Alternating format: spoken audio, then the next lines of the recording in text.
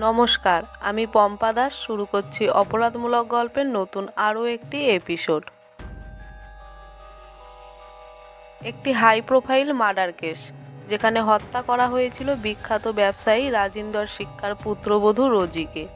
বলা হচ্ছে ঘরের চাকর রাজেশই হত্যা করেছিল রোজিকে। এই হত্যাকাণ্ডটি ঘটানো হয়েছিল রোটি সিনেমার অনুকরণে। রোটি সিনেমার মতো এখানেও কম খাবার দেওয়ার অজুহাতে গৃহবধূকে হত্যা করা হয়। কিন্তু আপাত দৃষ্টিতে যা দেখানো হচ্ছিল সেটা কি সত্যি, নাকি এর পেছনে রয়েছে কোনো বড় ষড়যন্ত্র? সত্যিই কি সিনেমা অনুপ্রাণিত হয়ে রাজেশের সাথে সেই একই ঘটনা ঘটায় এই হত্যা, নাকি রাজেশকে দিয়ে কেউ এই হত্যা করিয়েছিল? তাহলে কি পারিবারিক শত্রুতা, নাকি ব্যবসায়িক কোনো শত্রুতার জেরে এই হত্যা, নাকি তার ঘরের লোকই এই হত্যার সঙ্গে যুক্ত? তাহলে চলুন শুরু করি আজকের পর্ব। তবে তার আগে আপনি যদি চ্যানেলে নতুন হন তাহলে আজই সাবস্ক্রাইব করুন, আর ফেসবুক থেকে দেখলে ফলো করুন। ক্ষুধা একজন ব্যক্তির কি পরিণতি করে? ক্ষুধার জন্য একজন ব্যক্তি অনেক ভুল কাজ করে। রোটি ছবির রাজেশ খান্নার মতো এই গল্পের রাজেশও রুটির জন্য এমন একটি অপরাধ করেছিল। রোটি ছবির মতো এই গল্পেও একজন চাকর রুটির জন্য রোজি নামের তার মালিকের স্ত্রীকে খুন করে। এটাও কাকতালীয় যে রোটি ছবির নায়ক রাজেশ খান্নার মতো এই চাকরের নামও রাজেশ।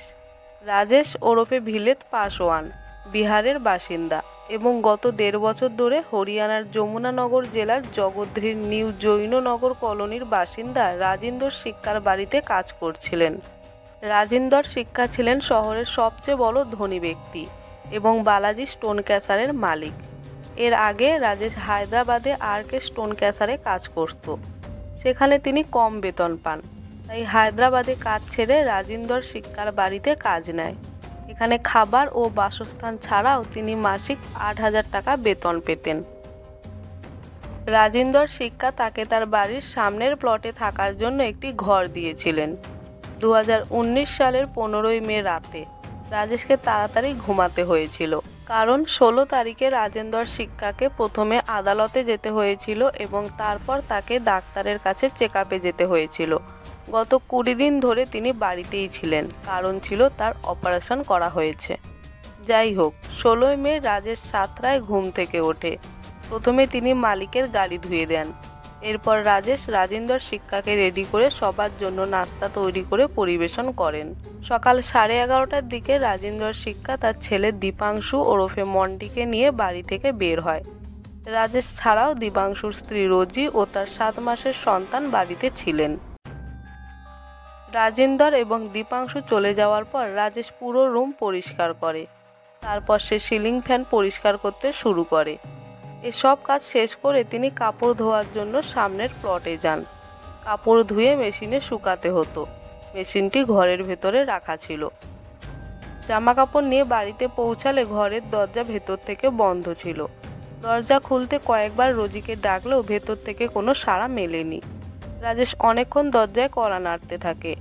অবশেষে হাল ছেড়ে দিয়ে দীপাংশুকে ফোন করে বলল, মেশিনে কাপড় শুকাতে হবে, কিন্তু রোজি ম্যাডাম দরজা খুলছে না। দীপাংশু রাজেশকে বাড়ির লনে কাপড় বিছিয়ে দিতে বলল। তখন দুপুর 1:30টা। এর প্রায় 10 মিনিট পর রাজেশের ফোনে রাজিন্দরের কল আসে। রাজিন্দর জানান তিনিও অনেকক্ষণ ধরে রোজিকে ফোন করার চেষ্টা করছেন, কিন্তু রোজি ফোন ধরছেন না। তুমি ঘরে গিয়ে দেখো ব্যাপারটা কি।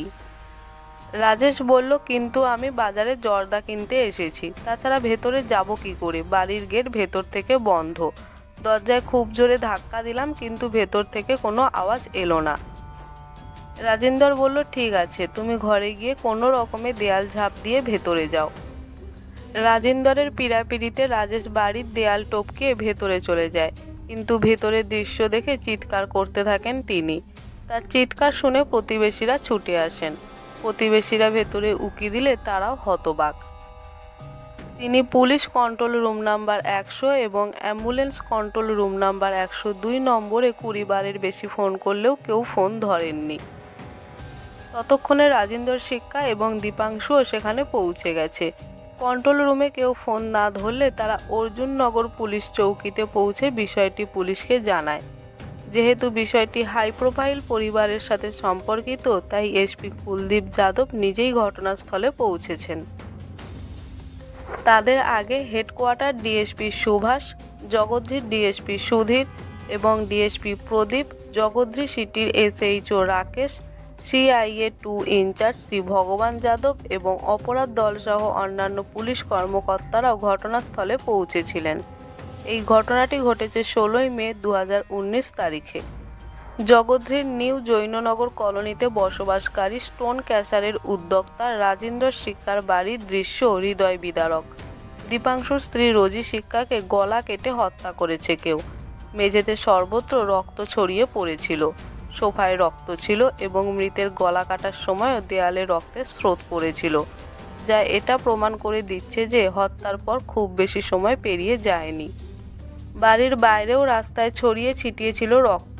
আশঙ্কা করা হচ্ছে অপরাধ করার পর খুনি দেয়াল টপকে এই পথ দিয়ে পালিয়ে যেতে পারে, যার কারণে রাস্তায় রক্তের দাগ পড়ে আছে। ক্রাইম টিম রক্তের ছিটা পরীক্ষা করে এবং বিভিন্ন জায়গা থেকে আঙুলের ছাপ সংগ্রহ করে।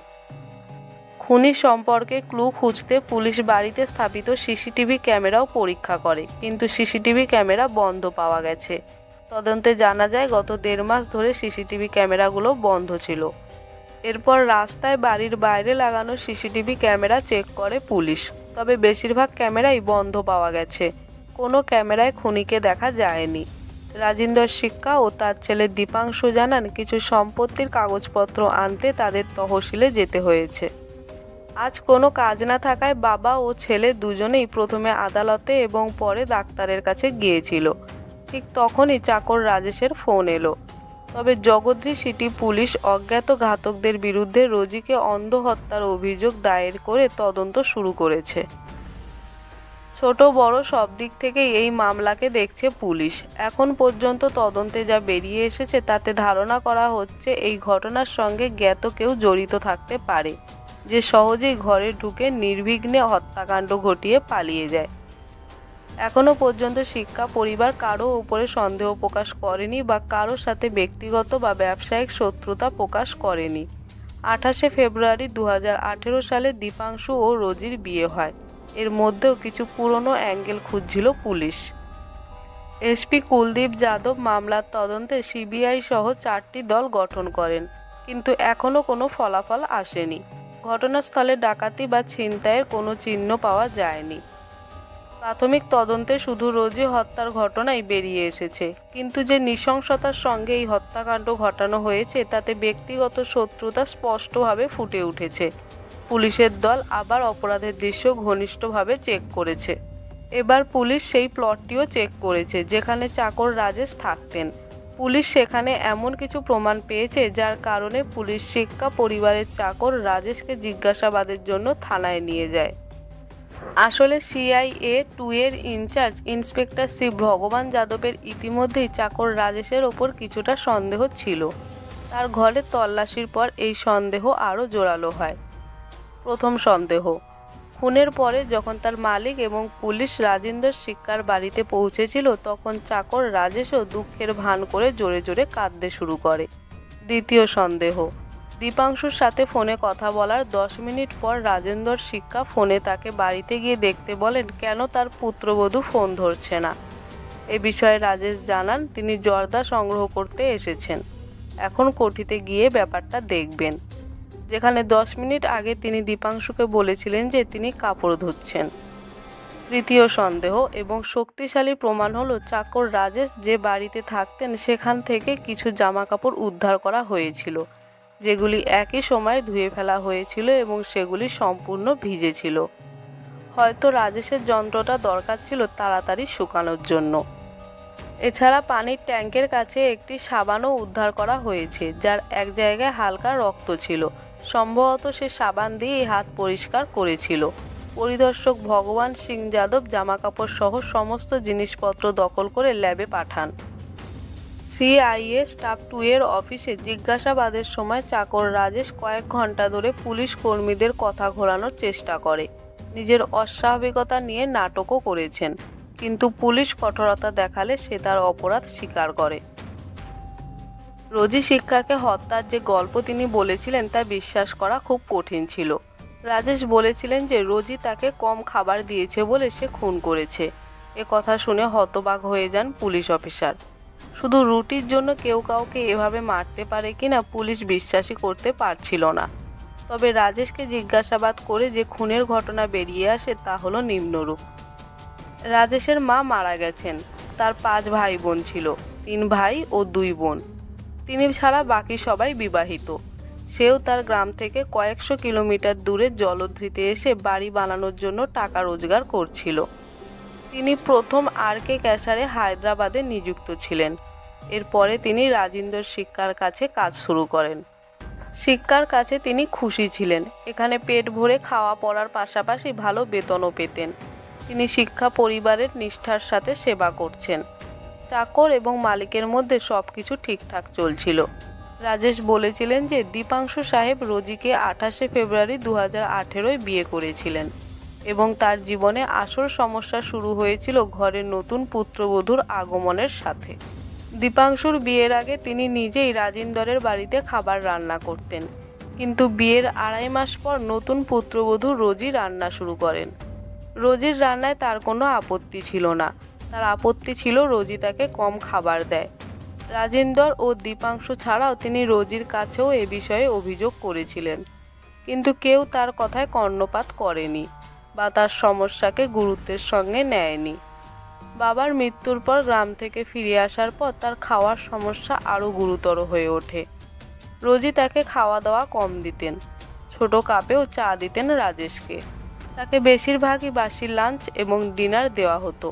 খাবার চাইতে গেলে প্রায়ই বলতেন, খাবার জন্য তুমি পশুর মতো কথা বলো এবং পশুর মতো খাও। বাবার মৃত্যুর পর রাজেশ এই সমস্যার সম্মুখীন হয় যে রোজি তাকে গুনতি 4 থেকে 5টি রুটি দিত, যার মধ্যে সে তার প্রয়াত বাবার নামে একটি করে রুটি বের করে কুকুরকে খাওয়াতো। সেজন্য সে রুটি কম পেতে থাকে। ঘটনার দিন 16 মে 2019 একই ঘটনা ঘটেছিল। সকাল 7টা থেকে কাজ করার পর বিকালে ক্ষুধা লাগলে খাবার চাইলেন। এ বিষয়ে রোজি তাকে বললেন, খাবার এখনও তৈরি হয়নি, দীপাংশু আসার পর তৈরি হবে, তবেই পাবে। এতে রাজেশ হাত জোর করে অনুরোধ করে, ম্যাডাম কখন স্যার আসবে জানি না, তবে ক্ষুধার জ্বালায় মরে যাচ্ছি। তুমি রান্না করতে না পারলে আমি নিজেই রান্না করে খাবো। রোজি তখন তাকে এই কথাগুলো শোনান যে তুমি পশুর মতো কথা বলো আর পশুর মতো খাও। এবার রাজেশ যতবারই এসব শুনে রেগে যায়। ব্যাপারটা তার সহ্যের বাইরে চলে গেল। ঠিক সেই মুহূর্তে রান্নাঘরে গিয়ে শাক কাটার জন্য একটা ছুরি তুলে নিল সে। এ সময় রোজি রুমে বসে মোবাইলে গেম খেলায় ব্যস্ত ছিল।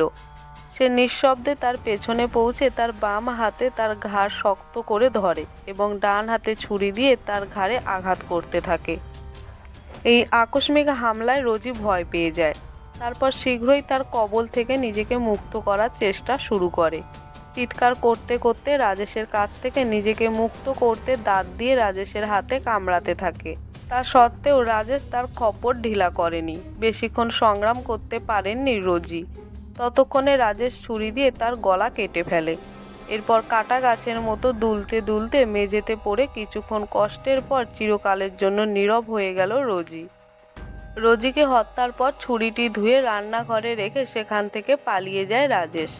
বড় গেটে রক্তের চিহ্ন এড়াতে সে ছোট গেটের ওপর দিয়ে লাফ দিয়ে বাইরে তার ঘরে পৌঁছে গেল।